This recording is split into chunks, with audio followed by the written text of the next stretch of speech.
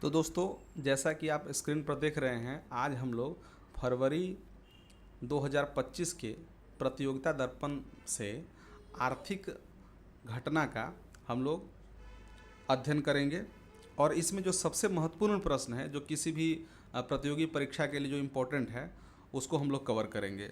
तो सबसे पहला क्या है कि किसानों के लिए बिना गारंटी ऋण सीमा में बदलाव हुआ है। यह 1,60,000 से बढ़कर 2 लाख कर दिया गया है। और इससे क्या होगा कि इस निर्णय से छोटे और सीमांत किसान हैं उनको राहत मिलेगी, उनकी बढ़ती लागत से राहत मिलेगी। यह निर्णय लिया कहाँ गया? तो आरबीआई की मौद्रिक नीति समिति की बैठक में यह फैसला लिया गया। और इस निर्णय को लेने वाली जो संस्था है वो भारतीय रिजर्व बैंक है। उन्होंने यह निर्णय लिया कि 1,60,000 से बढ़ाकर जो बिना जमानत की ऋण है वो उसे 2 लाख तक कर दिया जाए। और कृषि मंत्रालय के अनुसार क्या है कि देश में लगभग 86% से अधिक किसान छोटे और सीमांत श्रेणी में आते हैं। तो यह नियम क्या होगा कि उनकी जो लोन की पहुंच है उसको आसान बनाएगा। और जैसा कि हम लोग पहले से ही जानते हैं कि केसीसी के माध्यम से किसानों को 4% तक की प्रभावी ब्याज दर से 3 लाख तक का लोन प्राप्त होता है। ठीक है।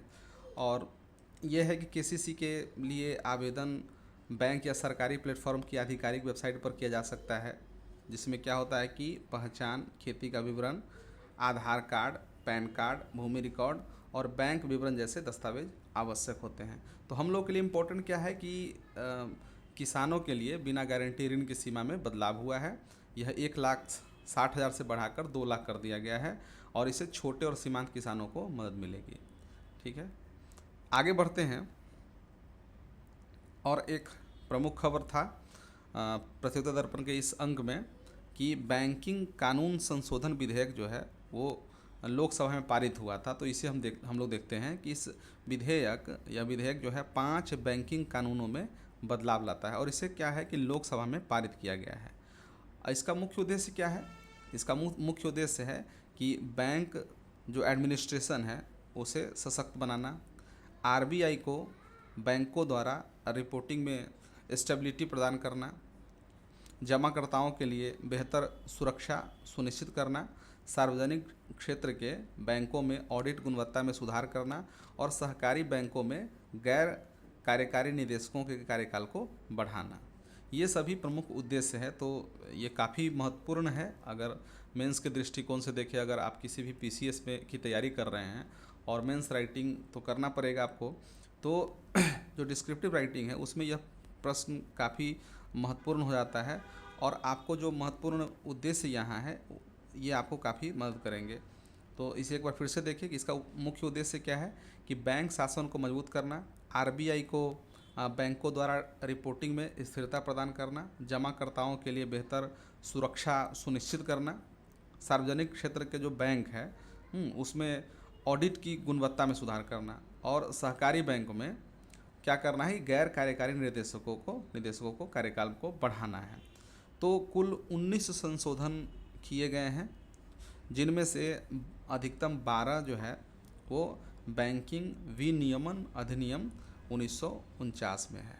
ठीक है, प्रमुख परिवर्तन क्या है तो ये आपको जानने हैं प्रीलिम्स के दृष्टिकोण से भी, कि खाता धारक अब एक के बजाय अधिकतम 4 नॉमिनी रख सकते हैं। यह नामांकन क्या है कि उत्तराधिकार या युगपद हो सकता है। आप इसे समझे, उत्तराधिकार का अर्थ क्या होता है कि जैसे मान लेते हैं कि आप किसी एक नॉमिनी को का नाम चयन किया, हाँ, उनके डेथ के बाद एक नॉमिनी का डेथ हुआ तो उसके बाद दूसरे के बाद तीसरे के बाद चौथे, तो इस प्रकार से आप अधिकतम 4 नॉमिनी रख सकते हैं। और ये तो हुआ उत्तराधिकार की बात, सक्सेसिव तरह का नामांकन होता है। और युगपद नामांकन का अर्थ यह हुआ कि मान लेते हैं कि आप 4 नॉमिनी को देना चाहते हैं, तो इसमें 25-25 शेयर के हिसाब से आप इसे 4 नॉमिनी में डिस्ट्रीब्यूट कर सकते हैं। तो इस प्रकार यह हुआ युगपद। ये दोनों प्रकार के नॉमिनी हो सकते हैं। आगे है कि लॉकर के लिए केवल उत्तराधिकार नामांकन संभव है, युगपद नहीं। इसे आप समझे कि लॉकर की सुविधा के लिए क्या है कि केवल उत्तराधिकार जो है नामांकन संभव हो सकेगा। जो एक के बाद दूसरे, दूसरे के बाद तीसरे, तीसरे के बाद चौथे, इस प्रकार से। ठीक है। अब क्या है कि बैंक अब अपने लेखा परीक्षकों का पारिश्रमिक स्वयं तय करने में सक्षम हो गए। पहले कौन तय करते थे? तो आरबीआई द्वारा केंद्र सरकार के परामर्श से इसे तय किया जाता था। तो अब क्या होगा कि बैंक अब अपने लेखा परीक्षक जो ऑडिटर होते हैं तो उनको जो है उनको पारिश्रमिक स्वयं तय करने में सक्षम हो गए। आगे है कि पखवाड़े की परिभाषा बदल गई है। ये भी है कि कैश रिजर्व रेशियो गणना के लिए क्या है कि अब पखवाड़े की जो परिभाषा है वो बदल गई है। अब यह प्रत्येक माह का पहला दिन से 15वां दिन और 16वां दिन से अंतिम दिन तक होगा। ठीक है। तो ये पखवाड़े की परिभाषा बदल गई है। आगे है कि सहकारी बैंकों में निदेशकों का जो कार्यकाल है वो 8 साल से बढ़ा करके 10 साल कर दिया गया है, अध्यक्ष और पूर्णकालिक निदेशकों को छोड़ करके। ठीक है। तो ये है। उसके बाद है कि सहकारी बैंक के मामले में सामान्य निदेशकों पर रोक लगाई गई है। एक व्यक्ति एक से अधिक बैंकों के निदेशक मंडल में नहीं हो सकता है। ये भी अच्छी बात है बैंकिंग सुधार के क्षेत्र में। अपवाद एक ये है कि केंद्रीय सहकारी बैंकों का निदेशक राज्य सहकारी बैंक के मंडल में हो सकता है। तो ये अपवाद है, या आरबीआई द्वारा नियुक्त निदेशक ये हो सकता है। अगला है कि कंपनी में पर्याप्त हित की परिभाषा में संशोधन किया गया है। अब यह 5 लाख के बजाय 2 करोड़ से अधिक के शेयर या कंपनी की चुकता पूंजी का 10% जो भी कम हो उसे माना जाएगा। और अगला है कि अदावाकृत लाभांश, या जो अदावाकृत मतलब जिसका दावा नहीं किया गया है, लाभांश या शेयरों को 7 साल बाद IEPF, इसका क्या होता है पूर्ण नाम? तो निवेशक शिक्षा और संरक्षण कोष में स्थानांतरित किया जाएगा। पहले केवल लाभांश स्थानांतरित होता था, अब संबंधित शेयर भी स्थानांतरण होंगे। और एक और महत्वपूर्ण जानकारी है इससे कि IEPF भारतीय प्रतिभूति और विनिमय बोर्ड सेबी द्वारा प्रबंधित होता है और कंपनी अधिनियम 2013 की धारा 125 के तहत स्थापित किया गया था। तो ये आपको जानने की बात है IEPF के विषय में, सेबी द्वारा इसे प्रबंधित किया जाता है। ठीक है। तो अभी तक हम लोगों ने ये देखा कि यह जो बैंकिंग कानून संशोधन विधेयक 2024 जो है वो लोकसभा में पारित हुआ। अब हम लोग आगे बढ़ते हैं और देखते हैं ये केंद्र सरकार की स्कीम है कार्गो प्रमोशन स्कीम। तो इसे आप देखें तो ये क्या है? ये है कि यह योजना क्या है कि जलमार्गों के माध्यम से माल ढुलाई को बढ़ावा देने के लिए पत्तन, पोत, परिवहन एवं जलमार्ग मंत्रालय के नेतृत्व में भारत अंतर्देशीय जलमार्ग प्राधिकरण द्वारा इसे शुरू किया गया है। IWAI द्वारा इसे शुरू किया गया है। ठीक है। तो इसे आप देखें। इसका लक्ष्य क्या है कि न्यूनतम लागत एवं कम प्रदूषण फैलाने वाले माध्यम जलमार्ग यातायात का उपयोग बढ़ाना है। ठीक है। तो प्रधानमंत्री नरेंद्र मोदी की गति शक्ति योजना के लक्ष्य जो है क्या है कि अंतर्देशीय जलमार्ग सहित परिवहन माध्यमों का एक मजबूत नेटवर्क बनाना है। ठीक है। और इसी के कड़ी के रूप में आपकी जो कार्गो प्रमोशन स्कीम है यह जुड़ती है। तो इसे हम लोग समझेंगे कि आखिर यह इस योजना का क्या है, उद्देश्य क्या है। इसमें क्या है कि देश में 111 जल मार्गों के विकास का लक्ष्य रखा गया है। पिछले 10 वर्षों में जलमार्ग के विकास कार्य पर वार्षिक बजट कितना था? तो 182.61 करोड़ से बढ़ाकर 1086 करोड़ हो गया। तो क्या है कि लगभग जो है 7-8 गुना जो है मोटा मोटी उतना करोड़ हो गया। तो राष्ट्रीय जलमार्ग की संख्या 5 से बढ़ाकर 111 देख रहे हैं। काफ़ी मतलब इस पर ध्यान दिया जा रहा है। और यह सब किसके तहत हो रहा है? तो ये प्रधानमंत्री जी की जो गति शक्ति योजना है उसके अंतर्गत यह सब चल रहा है। इसमें क्या है कि जलमार्गों द्वारा माल ढुलाई में 22.1% की वार्षिक दर से वृद्धि हुई है। स्वाभाविक तौर पर वृद्धि होगी, क्योंकि इस पर खासा ध्यान दिया जा रहा है। यहाँ पर आप देख रहे हैं कि इसकी क्षमता किस तरह से बढ़ाई जा रही है। राष्ट्रीय जलमार्ग की संख्या 5 पहले थी, अब उसे बढ़कर क्या हो गई है, 111 हो गई है। तो स्वाभाविक है कि इसमें कुछ पॉजिटिव बदलाव ही दिखाई देंगे।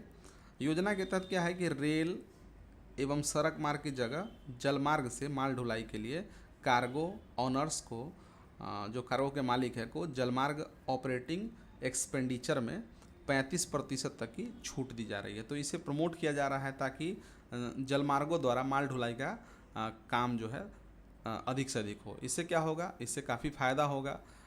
परिवहन में जो प्रदूषण होती है तो प्रदूषण मुक्त प्रकार के चीज़ें देखने को मिलेगी, और इससे क्या होगा कि सड़कों पर जो अतिरिक्त दबाव होता है वह भी कमेगा।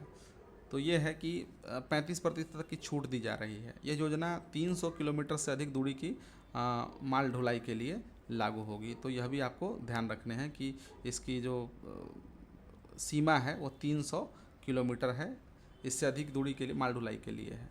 राष्ट्रीय राजमार्ग 1, 2, 16 तथा इंडो बांग्लादेश प्रोटोकॉल रूट पर शेड्यूल सर्विस शुरू होगी। योजना 3 वर्ष के लिए लागू होगी, जिसे सफलता के आधार पर आगे बढ़ाया जाएगा। तो यह कौन सी योजना थी? यह योजना है कार्गो प्रमोशन स्कीम। इसकी प्रमुख बातें जो है मैंने आपको बता दिया, इसे आप ज़रूर याद रखिएगा। आगे बढ़ते हैं, और एक काफ़ी प्रमुख बदलाव है जो आपके एग्ज़ाम के लिए काफ़ी महत्वपूर्ण है कि जीडीपी के बेस ईयर में बदलाव किया गया है। तो क्या किया गया कि सरकार ने घोषणा की कि जीडीपी का बेस ईयर 2011-12 से बदलकर 2022-23 कर दिया जाए। तो इससे क्या होगा कि अब देखिए 11-12 ये तो काफ़ी पहले की बात है, 12-13 साल पहले की बात है। तो ये बेस ईयर रखा जाता है और इसके आधार पर राष्ट्रीय आय, जीडीपी या जो अतिरिक्त जो भी सूचकांक होते हैं उसका आधार 11 बार रखा था। तो उतनी जो स्पष्टता से इसकी जानकारी नहीं हो पाती है, तो इसे बेस ईयर बदलाव किया गया है और इसे 2022-23 किया गया है। यह निर्णय जीडीपी के कैलकुलेशन को बेटर और ज़्यादा एक्यूरेट बनाने के लिए किया गया है। और यह नई सीरीज जो है कब से लागू होगी, तो इसे भी आप याद रखिए कि फरवरी 2026 से यह लागू की जाएगी। जीडीपी के साथ साथ सीपीआई जो उपभोक्ता मूल्य सूचकांक है, वह आईआईपी औद्योगिक उत्पादन सूचकांक है, डब्ल्यूपीआई थोक मूल्य सूचकांक आदि के जो सीरीज है उसमें भी बदलाव किया जाएगा। तो यह भी एक काफ़ी महत्वपूर्ण पहल है। आगे है कि बेस ईयर बदलने का जो मुख्य कारण है वो क्या है कि मुद्रास्फीति को एडजस्ट करना है, मुद्रास्फीति को समायोजित करना है। पुराना बेस ईयर पुराने मुद्रास्फीति के हिसाब से गणना बताता है। तो यही कारण है कि इसका बदलाव किया गया है। अर्थव्यवस्था के जो संरचनात्मक परिवर्तनों को समायोजित करना, नई और विकसित हो रही इंडस्ट्री को शामिल करना और डेटा की गुणवत्ता में सुधार करना ताकि अर्थव्यवस्था की सही तस्वीर और वृद्धि को दर्शाया जा सके। ठीक है, तो ये है। तो हम लोगों ने देखा कि जीडीपी के बेस ईयर में बदलाव हुआ और ये 2011-12 से बदल करके कितना हो गया, 2022-23 जो है 22-23 हो गया है। आगे बढ़ते हैं और हम लोग देखते हैं कि काफ़ी जो महत्वाकांक्षी योजना है केन बेतवा नदी जोड़ो परियोजना, इसे हम लोग देखते हैं। तो यह क्या है कि प्रधानमंत्री नरेंद्र मोदी ने हाल ही में मध्य प्रदेश के खजुराहो में इस परियोजना का उद्घाटन किया है। तो कहाँ किया गया वह भी आपको ध्यान रखना है कि खजुराहो में किया गया, ठीक है, मध्य प्रदेश में। और इस परियोजना की कुल लागत कितना है, तो लगभग अप्रॉक्सीमेटली 45,000 करोड़ इसकी लागत है, जो इसे भारत की सबसे बड़ी परियोजना में से एक बताती है। ठीक है, इसका उद्देश्य क्या है कि बुंदेलखंड क्षेत्र, आपको पता होगा कि बुंदेलखंड क्षेत्र जो है मध्य प्रदेश का पूर्वी इलाका और उत्तर प्रदेश का पश्चिमी दक्षिणी इलाका है जो घिरा हुआ है मध्य प्रदेश से, उत्तर प्रदेश का भाग है। ये जो क्षेत्र है इसे पानी की उपलब्धता सुनिश्चित करना है, जो एक सूखाग्रस्त क्षेत्र है। और केन नदी कहाँ है, तो यह यमुना की सहायक नदी है कि अधिशेष पानी को बेतवा नदी यानी कि यमुना के सहायक नदी में स्थानांतरित करना, इसलिए इसका नाम दिया गया है केन बेतवा नदी परियोजना। तो क्या है, एक बार फिर से आप समझे कि केन नदी के अधिशेष पानी को, अधिशेष का मतलब होता है सरप्लस, अधिक, तो केन नदी के अधिशेष पानी को बेतवा नदी में स्थानांतरित करना है, इसका उद्देश्य है। ठीक है, तो यह जो है इसकी लंबाई कितनी है, परियोजना के तहत 221 किलोमीटर लंबी केन बेतवा लिंक नहर बनाई जाएगी, जिसे 2 किलोमीटर लंबी सुरंग भी इसमें शामिल है।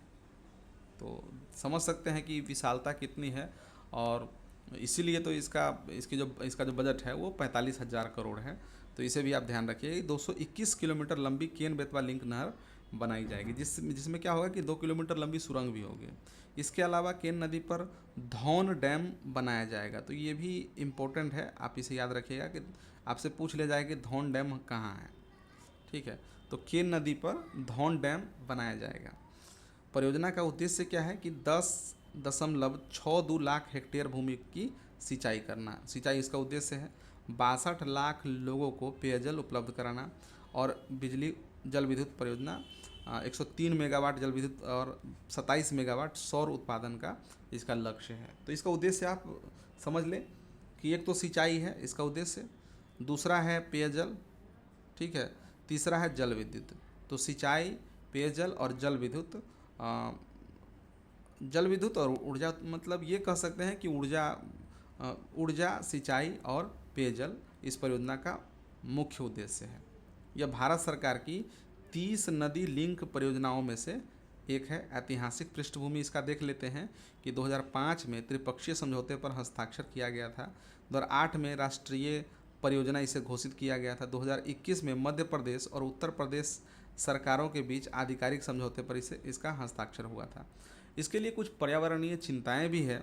इसे हम देखें कि पन्ना नेशनल पार्क और टाइगर रिजर्व में बड़े पैमाने पर वनों की कटाई होगी। लगभग 2 से 3 मिलियन का मतलब 20 से 30 लाख पेड़ कटेंगे इससे।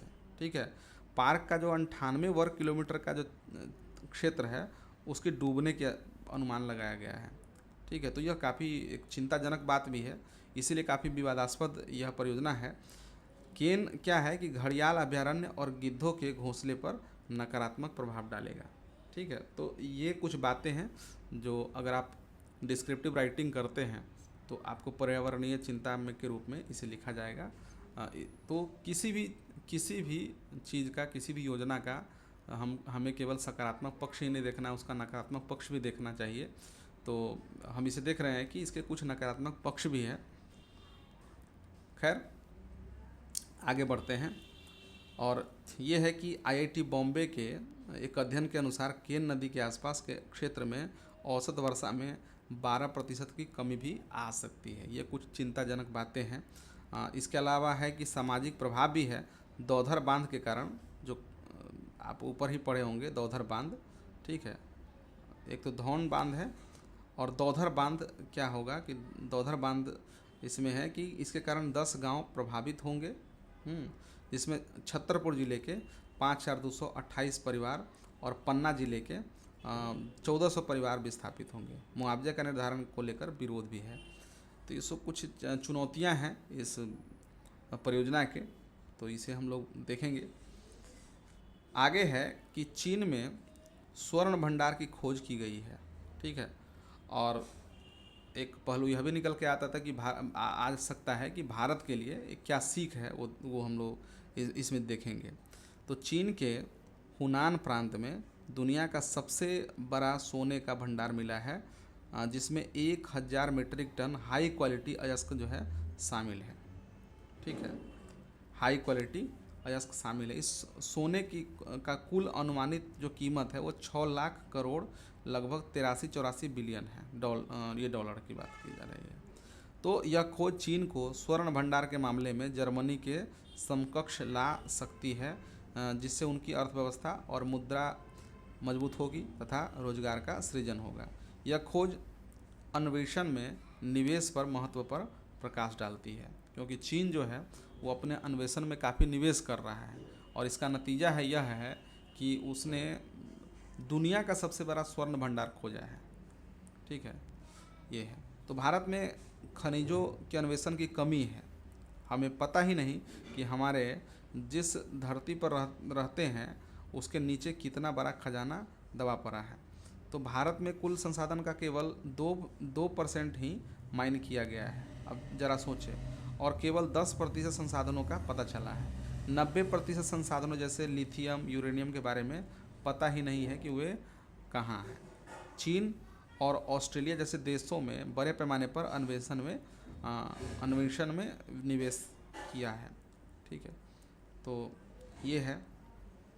भारत में अन्वेषण में निवेश की कमी के कारणों में सीमित धन, जो अन्य प्राथमिकताओं में जैसे मुफ्त सुविधाएं, बुनियादी ढांचा, स्वास्थ्य सेवा और रक्षा में खर्च हो जाता है।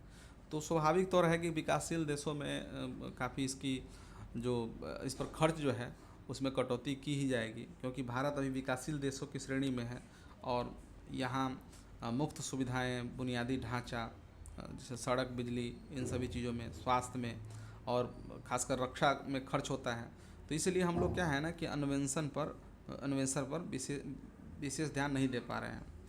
यह बताया गया है कि भारत को अल्पकालिक लाभ के बजाय दीर्घकालिक योजना पर ध्यान केंद्रित करना चाहिए, जिसमें क्या होगा कि संसाधन अन्वेषण भी शामिल है। तो हमने देखा कि चीन के हुनान प्रांत में दुनिया का सबसे बड़ा स्वर्ण भंडार मिला है। तो ये 6 टॉपिक थे जो हम लोगों ने पूरा किया। इसे एक बार फिर से हम लोग इसे देख लेते हैं कि सबसे पहला हम लोगों ने देखा कि किसानों के लिए बिना गारंटी ऋण की सीमा में बदलाव हुआ। यह 1,60,000 से बढ़कर और 2 लाख कर दिया गया। इसके बाद हम लोगों ने देखा कि बैंकिंग कानून संशोधन विधेयक में बदलाव हुआ, कुछ बदलाव विधेयक आए, और जिसमें जो सबसे महत्वपूर्ण है वो क्या है कि अब नॉमिनी जो है 1 के बजाय 4 नॉमिनी रखा जा सकता है। ठीक है, और पखवाड़े की परिभाषा में बदलाव हुआ। सहकारी बैंकों में निदेशक का जो कार्यकाल है वो 8 साल से बढ़ाकर 10 साल कर दिया गया है। तो ये कुछ बातें हैं। फिर उसके बाद है कार्गो प्रमोशन स्कीम है, जिसमें सरकार चाह रही है कि जल मार्गों के माध्यम से ही माल ढुलाई का काम हो, जिससे अतिरिक्त दबाव, जो सड़कों पर अतिरिक्त दबाव, प्रदूषण में कमी आएगी। और इसके लिए सरकार काफ़ी प्रयास कर रही है। यहाँ तक कि इस योजना के तहत 35% की सब्सिडी भी दी जा रही है सरकार द्वारा। तो ये है। एक है कि जीडीपी के बेस ईयर में बदलाव हुआ है। यह 2011-12 से बदलकर 2022-23 कर दिया गया है। और यह सीरीज कब से लागू होगी? तो 2026 से लागू होगी। ठीक है। और एक काफ़ी महत्वाकांक्षी योजना केन बेतवा नदी जोड़ो परियोजना, प्रधानमंत्री जी ने इसका उद्घाटन किया। 45,000 करोड़ की लागत से बनी यह परियोजना है और यह भारत के सबसे बड़ी परियोजनाओं में से एक गिना जाता है। और इसमें कुछ चुनौतियां भी है जिसको हम लोगों ने कवर किया। ठीक है। और जो सबसे अंतिम था कि चीन में स्वर्ण भंडार की खोज और भारत के लिए कुछ सीख हैं, तो उसे हम लोगों ने देखा। तो मिलते हैं अगले वीडियो में जो नवीनतम घटनाक्रम पर आधारित होगा।